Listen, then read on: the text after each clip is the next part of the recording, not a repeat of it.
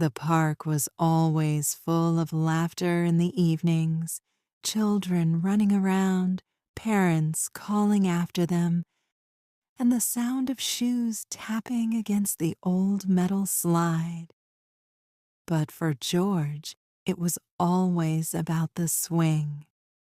Every evening at the same hour, he would walk slowly with his cane to the corner of the park where the swing stood.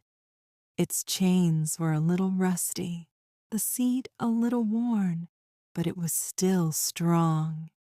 He would sit on the nearby bench, his wrinkled hands resting on his knees, and watch.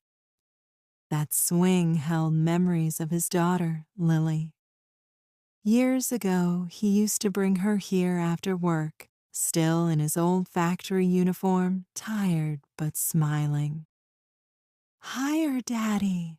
Higher!" she would shout, and he would push her, laughing as her hair flew in the wind. Those days were golden, filled with love, but time changes everything. Lily grew older, then busy, then distant. After his wife passed away, George thought Lily might visit more often, but she didn't. Life had pulled her into a different direction, far from this small neighborhood and far from him. So now he sat at the park, watching strangers' children, reliving the past in his mind. Some evenings, he whispered softly, as if speaking to Lily, "I'm here, sweetheart." Just like before, one chilly autumn afternoon, as the golden leaves swirled around the park, George noticed a little girl standing by the swing. She was about 6, with curly hair tied in ribbons, and she looked at the swing with hesitation. Her mother was sitting on a nearby bench, busy with her phone. The girl glanced at George. Her eyes were wide, curious. Then, to his surprise, she walked over. "Mister," she said shyly, "will you push me?" George's heart skipped.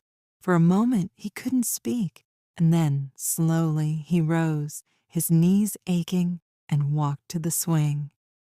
"Of course," he said softly, his voice cracking with both age and emotion. The little girl climbed onto the swing, her feet dangling. George gripped the chains, gave a gentle push, and watched as she squealed with delight. "Higher!" she giggled. His hands trembled, but he pushed again, stronger this time. Laughter filled the air, the same laughter he once knew so well. For the first time in years, George felt alive. The loneliness that clung to him loosened its grip. Every push reminded him of Lily, but instead of pain, he felt warmth. The girl turned her head mid-swing and called out, "Thank you, Grandpa." The word hit him deep. She didn't mean it literally, but in that moment, George felt as if life had given him something back he thought he had lost forever. Her mother finally looked up and smiled at him. "Thank you, sir." She doesn't usually talk to strangers, but she seems to like you. George nodded, unable to explain what this small moment meant. The days passed, and every evening the little girl returned to the park. Her name was Emily. Sometimes her mother joined in conversation with George, sometimes she didn't. But Emily always ran to the swing and called, "Grandpa George, push me!" He laughed at the nickname, but inside it healed him. It filled the emptiness his daughter's absence had carved in his heart. One evening, as George pushed Emily, she asked innocently, "Do you have a real granddaughter?" George swallowed. "No, sweetheart. I have a daughter, but she's very busy." Emily frowned, then smiled brightly.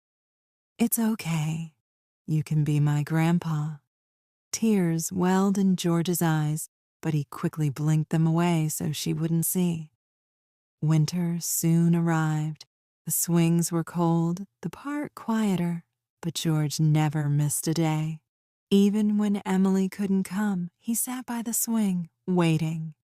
Waiting, not just for her, but for the feeling she had awakened in him: belonging, love, purpose. One snowy afternoon, George sat on his bench, bundled in his scarf. Emily and her mother appeared carrying a small box wrapped in paper. "Merry Christmas, Grandpa George!" Emily shouted, running up to him. Inside the box was a pair of warm gloves. "So your hands won't get cold when you push me," she explained. George couldn't speak.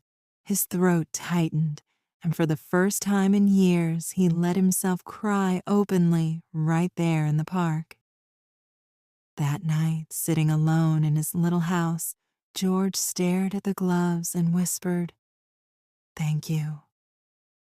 Not just to Emily, but to life, for reminding him that even after loss, there can be light. The swing in the park was no longer empty.